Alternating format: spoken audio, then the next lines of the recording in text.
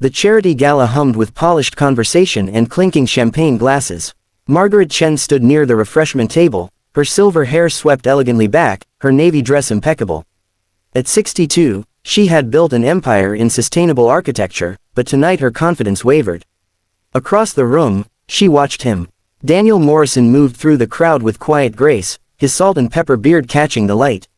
He listened more than he spoke, his warm brown eyes crinkling at the corners when he smiled at something someone said. Margaret had seen him at these events before, always alone, always kind. Her assistant had mentioned he was a single father, raising his daughter after his wife passed away years ago. He ran a small nonprofit helping at-risk youth find mentorship and job training. Nothing flashy, nothing that made headlines, just steady, meaningful work. Margaret smoothed her dress and felt suddenly foolish. What was she doing? She was a CEO, for heaven's sake. She had presented to boards, negotiated million-dollar contracts, spoken at conferences worldwide. Yet the thought of simply saying hello to this man made her palms damp. Just go talk to him, she whispered to herself. But doubt crept in like an old companion. The numbers haunted her. She was 62. He looked younger, maybe mid-50s. Society had opinions about women her age, especially successful ones. Too ambitious, too intimidating, too old to be desirable. She had heard the whispers at other events when she attended alone. Pitying glances, assumptions that she had chosen career over family, that she was somehow incomplete. The truth was more complicated, as truth always is. She had been married once, long ago. It had ended amicably when they both realized they wanted different lives. There had been relationships since, but none that lasted. Work had consumed her, yes, but she had also never met someone who made her want to slow down and make space. Until now. Daniel laughed at something, the sound genuine and unrehearsed, and Margaret felt something shift in her chest. Life was short, she knew this. She had buried friends, watched people put off happiness until tomorrow, then run out of tomorrows. She took a breath and started walking toward him. Halfway across the room, panic seized her. She veered toward the doorway instead, stepping onto the quiet terrace. The cool evening air steadied her racing heart. Ridiculous, she muttered. Absolutely ridiculous. What is? She turned, startled. Daniel stood in the doorway, concern softening his features. I'm sorry, he said quickly.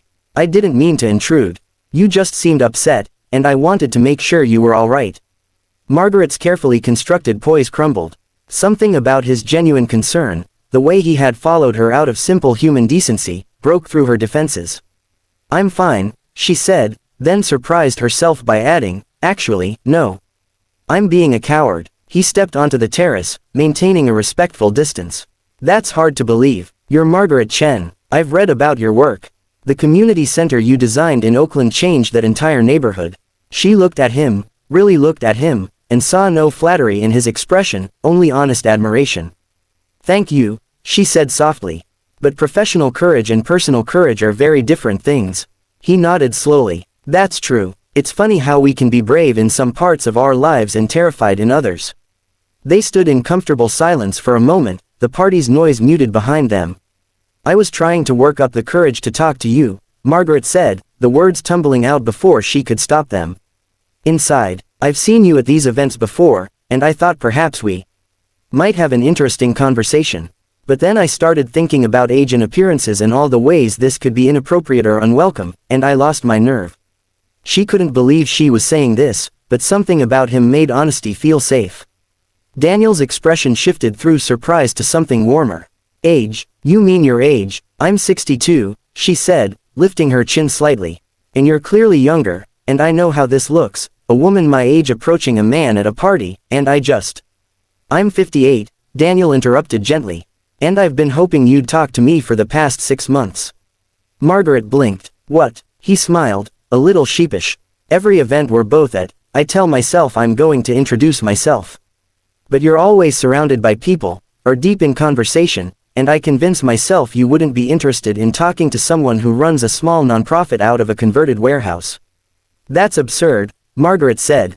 Is it? Daniel's eyes held hers. You just told me you thought your age made you unworthy of starting a conversation. We all have our insecurities, Margaret. Success doesn't erase them, sometimes it just gives them new forms. The truth of his words settled over her like a familiar coat. My daughter tells me I overthink things, he continued. She's 23 now, studying social work. She says I spent so many years putting her needs first that I forgot how to put myself out there. He paused. But the truth is, after my wife died, I was scared. Scared of being hurt again, scared of being rejected, scared of being too old or too ordinary for someone to see past the gray hair and the dad jokes. Margaret felt tears prick her eyes. I thought I was too much.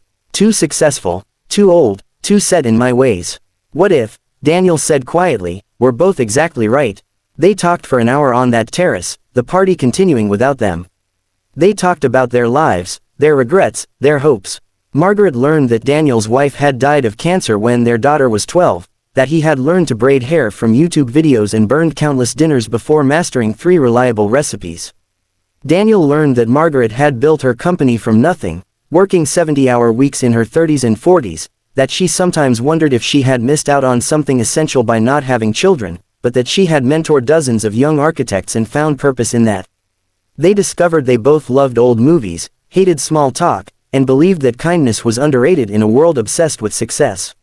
When the event coordinator announced the last call for the silent auction, they looked at each other and laughed. We missed the whole evening, Margaret said. Did we? Daniel smiled. I think this was the best part. As they walked back inside together, Margaret felt lighter than she had in years. Not because she knew where this might lead, she didn't.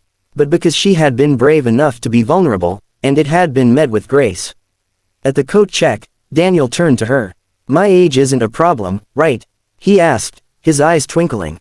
Margaret understood he was giving her words back to her, transformed. Not even a little bit, she said. Then would you have dinner with me? Somewhere quiet where we can actually hear each other. I would like that very much. They exchanged numbers like teenagers, both slightly fumbling with their phones, both laughing at themselves. As Margaret drove home that night, she thought about all the years she had let fear make her decisions. Fear of judgment, fear of rejection, fear of not being enough or being too much. She thought about how close she had come to leaving that party without saying a word. Life was precious and uncertain. Tomorrow was never guaranteed, and sometimes courage wasn't a grand gesture but simply the willingness to say hello, to admit you're scared, to let someone see the real you beneath the armor. She didn't know if this would become a great love story or a cherished friendship or something else entirely. But she knew she had done something brave, and that Daniel had met her bravery with his own. And that, she thought, was exactly right.